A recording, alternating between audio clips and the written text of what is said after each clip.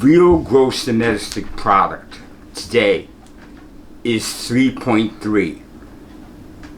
Typically 4.0 is really great, but what is gross domestic product and why does it matter? Why am I talking about it?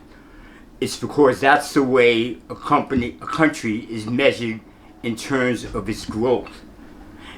In America today, that 3.3 gross domestic product is the highest since 2021. As far as inflation is concerned, inflation is up a little bit. It's 1.9. The president has met with Putin, the president of Russia, and we're waiting now for Putin and Zelensky to set up some type of meeting between the two of them.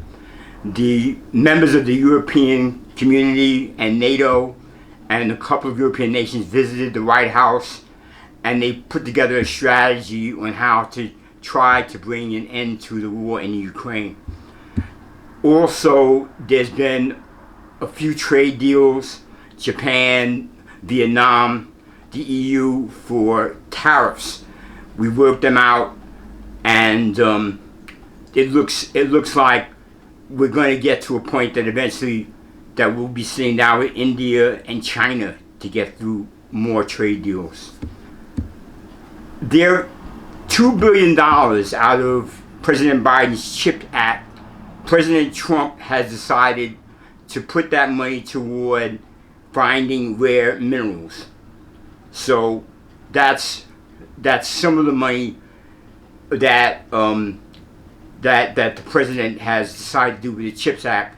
I should also mention that the United States has just decided to enter a partnership with Intel, and some money from the CHIPS Act will go toward Intel, and the United States government will get 10% of the revenue that Intel is able to raise.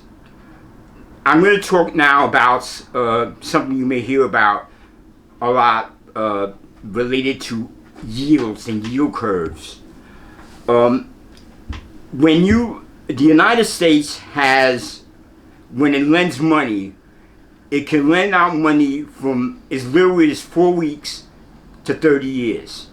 Obviously, you're going to get more interest for 30 years than you're going to get in 4 weeks because of the time lag and what can happen over 30 years to affect the bond.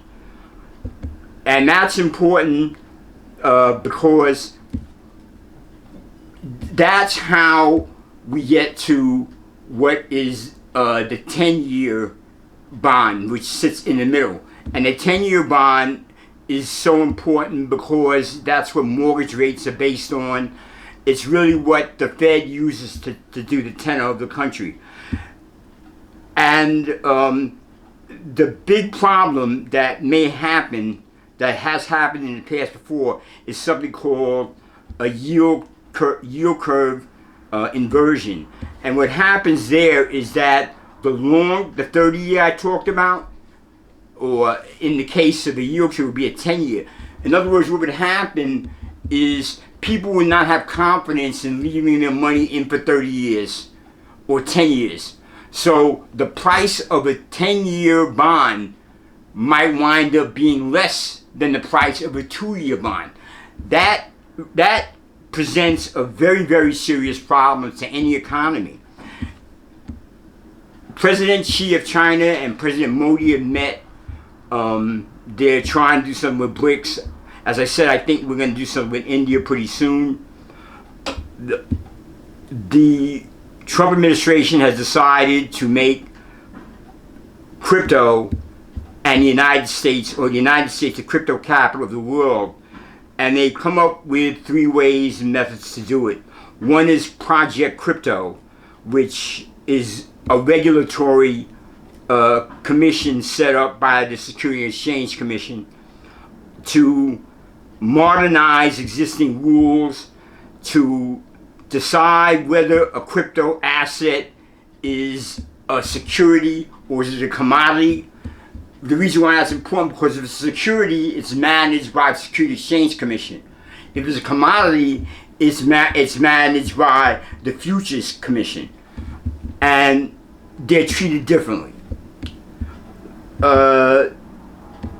It's the illegal alien problem has stopped. We don't have many people coming across at all whatsoever.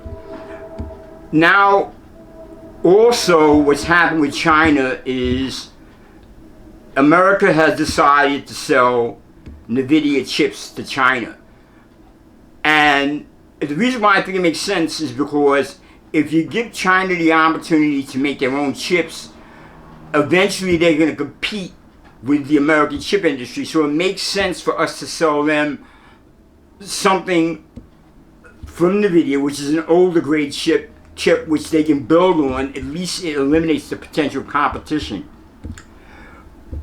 We're going to talk a little bit about some terminology in the economics world called PPI, Producer Price Index, and CPI, which I know you've heard of. They're similar, and something strange happened this month.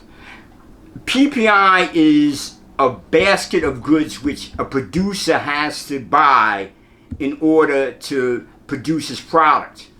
And that basket changes every 10 years. And it's reflected from month to month. In the PPI this month, we have seen a decrease. We've seen that's not good. But then in the CPI, which is the Consumer Price Index, which has a different basket of goods that the consumer uses, we've seen an increase. Now that's kind of strange where producers are seeing a decrease and consumers are seeing an increase. So that's really unusual. The national debt is 37 trillion.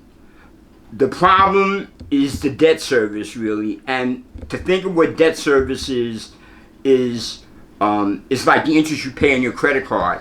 And the larger the debt service gets, the less money you have to spend, or the more money you have to spend on your credit card, the less money you have to spend on the necessities you need. And that's growing. It's estimated by 2035 that the debt services will be $138 trillion, an astronomical number. The stock market's been up generally. There was a meeting at Jackson Hole with the Fed chair. The latest news out on the incident that happened where the president has terminated Lisa Cook of the Fed. It's not yet decided on how that's going to occur. If you like the video, please give me a thumbs up, please subscribe, and have a great day. Thank you very much.